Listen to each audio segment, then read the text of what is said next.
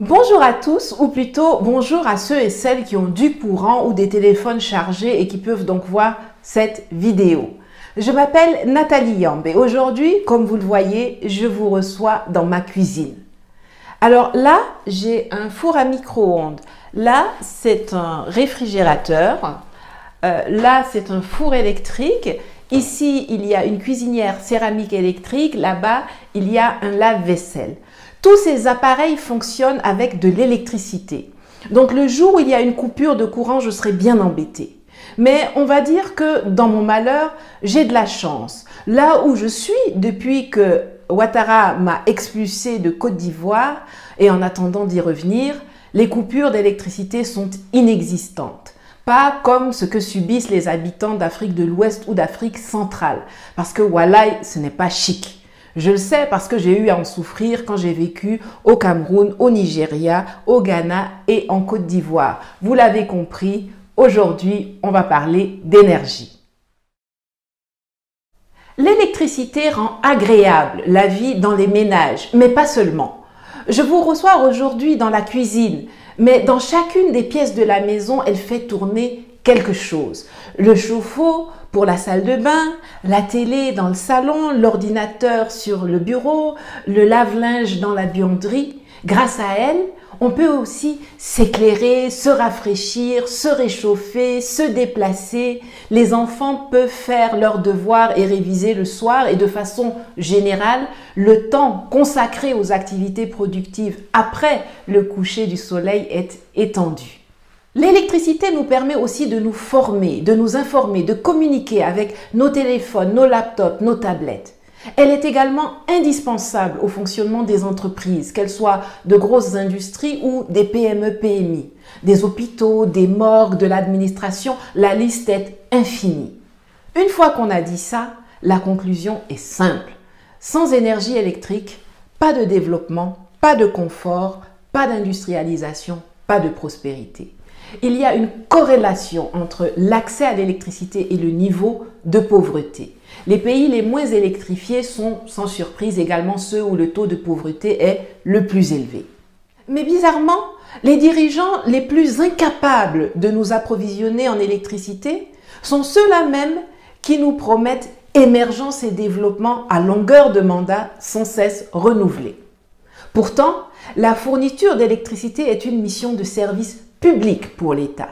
Ce qui ne veut pas dire que c'est l'État lui-même qui doit se transformer en producteur ou en vendeur, mais simplement qu'il doit s'assurer que le service est fourni aux populations, même à travers des opérateurs privés. Nos présidents préfèrent se focaliser sur la préservation des monopoles coloniaux de leurs maîtres et l'annonce de projets gigantesques qui ne voient jamais le jour ou alors très lentement, plutôt que de mettre en œuvre des solutions pragmatiques et plus faciles à réaliser, mais dans lesquelles ils ne pourront pas détourner beaucoup d'argent.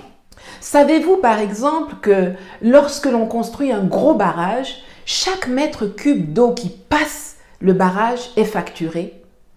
Avant même que cette eau soit transformée en électricité, puis transportée et vendue aux populations, les gars ont déjà rempli leur poche avec ce droit de passage. Ils gagnent leur argent, le reste ne les intéresse pas. La préoccupation n'est pas de donner de l'électricité aux populations, mais plutôt de se faire de l'argent. Si l'objectif était de donner de l'électricité aux populations, il est incompréhensible qu'on ne développe pas plus agressivement le solaire. En RDC, il existe 2 centrales électriques, Enga 1 et Enga 2, qui pourraient approvisionner tout le pays. Mais beaucoup d'engins sont en panne, les pièces de rechange sont manquantes et au lieu d'investir dans l'entretien de l'existant, les gouvernants préfèrent aller se jeter sur le projet de Enga 3, la plus grande centrale du monde, qui leur permettrait d'exporter 7 gigawatts d'électricité sans résoudre le problème de fourniture de courant à ses propres populations qui n'en recevraient que 3 gigawatts. C'est typiquement africain cela. On est toujours en train de produire des choses pour les autres au lieu de nous occuper d'abord de nos marchés intérieurs. On fait ça avec notre agriculture et on fait ça également avec l'énergie. Toi qui n'arrives pas à t'assurer que chaque ménage dans ton pays soit électrifié, c'est toi qui es pressé d'aller vendre à tes voisins. Naweti. Mon plaidoyer d'aujourd'hui sera pour que nous prenions conscience de l'urgence de la conquête de nos libertés et justice énergétiques et pour la transformation de notre stratégie d'accès à l'électricité pour enfin sortir de l'obscurité et de l'obscurantisme. Premièrement, et ça ne va pas plaire à tout le monde, il faut se décomplexer. Je suis toujours effarée par la propension des Africains à reprendre à leur compte les problèmes des autres et à répéter ce que les autres disent sans regarder si ça les arrange ou pas. J'ai expliqué dans ma vidéo de la semaine dernière que l'école francophone formait des perroquets et il va falloir que cela change rapidement sinon on est foutu. Je vous mets le lien de la vidéo là pour que vous alliez la regarder à la fin de celle-ci si vous ne l'avez pas déjà fait. Pendant que j'étais à Sochi lors du sommet Russie-Afrique, j'ai assisté à la signature d'une convention d'achat et de construction de centrales nucléaires entre le Rwanda et la Russie. Cela m'a valu des discussions animées avec Peter, un ami du Parti socialiste suisse, qui s'est ému de ce que j'applaudisse cela alors que l'on doit aller vers les énergies propres. L'Europe, même la Chine, mais parlons de l'Occident, s'est développée grâce au charbon. Aujourd'hui que tous leurs habitants, même dans les coins les plus reculés, ont de l'électricité, ces gens se lèvent et viennent nous dire que le charbon c'est pas bien, le charbon c'est sale, le nucléaire c'est dangereux et qu'il faut qu'on passe à tout prix tout de suite aux énergies vertes renouvelables. Ce qui était bon pour vous, qui vous a permis de sortir de l'obscurité et de la pauvreté, ça là, on n'en a plus le droit d'utiliser alors que c'est ce qui n'est pas cher et qui pourrait nous arranger. Les amis, c'est pas eux, c'est nous. Eux, ils peuvent demander, ils peuvent faire, mais est-ce que nous sommes obligés de les suivre en tout et partout? C'est comme ça qu'ils ont diabolisé notre huile de palme pour mieux ouvrir et élargir les marchés à leur huile de colza et de tournesol. Vous voyez, là où on est là, on s'en fout qu'elle soit verte, jaune, rouge, noire, transparente, propre ou sale. Ce dont les Africains ont besoin, c'est de l'électricité. Si le charbon est moins cher, alors faisons du charbon. S'il y a de l'uranium dans votre sous-sol, allez-y pour une centrale nucléaire. Gouvernants, faites des choix pour vos populations, pas pour plaire aux gens du dehors. C'est quand tu es repu là, que tu peux te permettre de dire que la viande là, sa couleur ne me plaît pas, sa forme ne me plaît pas, sa cuisson ne me plaît pas. Mais quand tu as faim là, même si c'est comment, même si c'est cru, tu vas manger. Il faut du courant en continu dans toutes les villes et tous les villages d'Afrique. Ça, c'est la base. Quel que soit l'endroit où on se trouve sur le continent, il faut qu'on puisse avoir de la lumière chez soi, qu'on puisse recharger son téléphone qui permet de faire mobile money et de prendre des nouvelles de la famille et qu'on puisse alimenter la pompe à eau. Donc vraiment, premier point, décomplexons-nous et apprenons à penser et à agir par et pour nous-mêmes. Deuxièmement, il faut s'outiller pour pouvoir tirer le maximum de ce que la nature a mis à notre disposition. Nous avons la grâce d'avoir du soleil, des cours d'eau, de l'uranium, du pétrole, du gaz et même des montagnes d'ordures qui, par incinération ou méthanisation, peuvent produire de l'énergie. Ça n'a pas été mis à notre disposition pour que ça dorme sous nos pieds ou sur nos têtes et que cela soit exploité par d'autres. Profitons-en donc pour développer les filières d'études dans ces domaines. Ingénieur en énergie solaire ou en méthanisation, conseiller technique ou commercial de systèmes solaires ou de biocarburants ou en énergie de façon globale, électricien de maintenance de systèmes photovoltaïques, monteur d'installations solaires, nettoyeur de panneaux solaires, électrotechnicien spécialiste de générateurs, météorologue, technicien d'opération de maintenance de parcs éoliens ou électriques, ingénieur de construction d'éoliennes, agent de distillation et de fermentation, technicien chimiste en biocarburant, chef de chantier, enfin c'est énorme. Le Sénégal nous donne le bon exemple dans ce domaine qui s'est constitué un répertoire local de professionnels dans le solaire et qui commence dans l'éolien et qui souffre beaucoup moins de délestage et coupures que ses voisins sous-régionaux. Troisièmement, il faut défiscaliser le solaire pour permettre l'importation, la fabrication, l'achat, l'utilisation sans taxe, non seulement de panneaux solaires photovoltaïques, mais également de capteurs, onduleurs, batteries, chauffe-eau, frigos, ventilateurs, climatiseurs, téléviseurs, kits de pompage, lampes, lampadaires, groupes électrogènes, etc. Cela va permettre de consacrer en priorité l'énergie produite par les centrales thermiques ou hydroélectriques aux gros consommateurs que sont les entreprises et les zones urbaines, sans désavantager les plus petits consommateurs et les zones rurales, car telle devrait être la stratégie. Les réseaux centralisés pour alimenter les industries et les villes, les mini-réseaux autonomes ou les petites centrales pour les petites agglomérations et les installations individuelles pour les populations et villages isolés. Savez-vous qu'au Nigeria, par exemple, les groupes électrogènes fournissent 10 gigawatts d'énergie électrique là où la Compagnie nationale d'électricité n'en fournit que 6? Ma visite au propriétaire d'une entreprise de production d'énergie solaire en Israël, dont la sublime villa dans un quartier de résidence luxueuse sur les hauteurs de la ville de Haïfa était entièrement alimentée par du solaire, m'a convaincu de la pertinence de cette vision. Et puis, quand on voit comment on se précipite pour faire des plantations de cacao, d'EVA, de bananes, et qu'on accorde des exonérations à tout va aux exportateurs, alors pourquoi ne pas encourager les plantations privées de panneaux solaires et accorder des privilèges similaires à celles et ceux qui investissent dans ces fermes et mini-réseaux? Quatrièmement, il faut décentraliser et effectivement libéraliser le secteur. Pas seulement dans la production, mais également pour la distribution.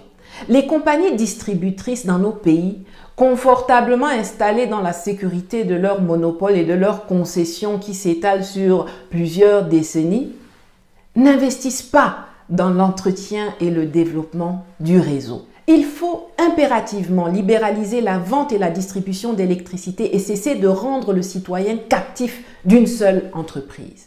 La concurrence a toujours été bénéfique aux consommateurs. Si ce dernier a le choix entre plusieurs opérateurs, cela contraindra ces derniers non seulement à être compétitifs au niveau des prix, mais également au niveau de la qualité du produit et du service. Un autre corollaire de cette mesure est le fait que cela créera des opportunités d'affaires pour les entrepreneurs locaux qui pourront donc devenir des acteurs et pourquoi pas des champions du secteur en solo ou grâce à des joint ventures. Et ne venez pas me dire qu'il est obligatoire d'avoir une compagnie nationale d'électricité ou un seul distributeur. C'est faux. Contrairement à ce qu'on veut vous faire croire, il n'y a pas de ressources stratégiques pour un pays, mais une gestion stratégique de ses ressources. Il faut arrêter de prendre exemple sur la France, qui elle-même est un pays du tiers-monde européen, et s'inspirer des meilleurs. Regardez l'Allemagne qui, depuis la fin de la Deuxième Guerre mondiale, a fait de la remunicipalisation du secteur de l'électricité et notamment des services de distribution la colonne vertébrale de l'autogestion locale. Il existe 970 entreprises de distribution et les conseils municipaux ont la latitude de changer d'opérateur au terme d'une concession ou même avant si un référendum communal citoyen en décide ainsi. Et il n'y a pas délestage en Allemagne des... Pour les Occidentaux, l'Afrique ne doit jamais sortir de l'ombre, au propre comme au figuré. En dépit de tout ce qu'ils disent, ils ne vont jamais volontairement nous permettre d'accéder à l'autosuffisance énergétique. Il va falloir qu'on lutte pour y arriver. Et il faut savoir une chose, notre développement va nous coûter plus cher que le développement des Occidentaux leur a coûté. Je m'explique. Souvent, on lit leur bande dessinée, mais on ne comprend pas que c'est leur histoire qu'ils racontent sous une forme ludique. Vous connaissez Lucky Luke, n'est-ce pas? Ça synthétise l'histoire du développement de l'Amérique. Les USA se sont développés grâce au pétrole, entre autres. Mais à l'époque, c'est à la pioche que les gars allaient forer le pétrole. Et c'est souvent des prisonniers qu'on assignait à ce travail. Les Dalton, ça vous parle, non? Si les Américains ont pu devenir des géants du pétrole en piochant des trous, pourquoi est-ce que nous devrions obligatoirement avoir recours aux machines ultra sophistiquées qu'on nous facture à 4 000 $ de l'heure pour exploiter le nôtre?